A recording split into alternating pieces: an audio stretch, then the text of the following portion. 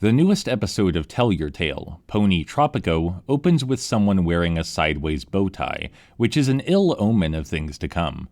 Broadly, the episode's about how the main five are overworked and want a vacation to the resort of Ponytropico, but even that's pretty dubious.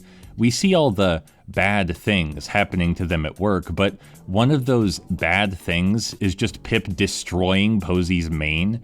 You're supposed to sympathize with Pip here, but Posy's the one who keeps getting herself abused while just trying to live a normal life. She should be getting the vacation. I do appreciate that all Posy can do anymore is scream, though. Like, she has no words left to give. It's just primal, screeching agony at this point in the show. Very relatable, personally. Anyway, the main five hop in the Mare Stream, and things go wrong in the Mare Stream because things always go wrong in the Mare Stream. Zip loses all her intellectual capacity suddenly and decides to fly straight into some storm clouds. Then lightning strikes their vehicle and they go down. Because I guess lightning turns off the Hope Lantern somehow? The power of friendship got struck by lightning or something. The Mare Stream isn't a traditional machine, so I don't get this logic. Was it anti-love lightning or what? Anyway, they crash in a muddy jungle, Sparky ruins everything again by eating the map, and then they apparently all become delirious and start rolling around in the mud. The idea here is supposed to be that they're adapting to their circumstances and finding joy in each other's company, but there's no real transition to it, so it just seems like every pony's finally gone nuts. By the power of friendship and reusing old songs completely out of context, the Mare Stream starts working again. So they fly to Ponytropico, right?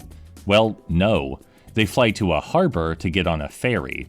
Only oops, the ferry's already gone. Pardon me for just a moment while I try to articulate the problem with this plot development. Ferry, why? Who care about ferry? You have a flying bus, and some of you have wings? Wingo bangos, flappy floppers. Just fly to resort. This isn't a conflict, it's someone throwing up their hands and giving up entirely on the idea of a consistent or effortful narrative structure. This episode is so incomprehensibly pointless and disrespectful to its audience that it feels cynical. All the characters make the worst decisions, all the story elements are contrived, and the moral was done twice before. We should really stop treating children like they're stupid. They deserve better than this, and every time I see an episode this awful, I'm reminded of how corporations somehow manage to convince us that critically analyzing our media is unnecessary. Goodness gracious.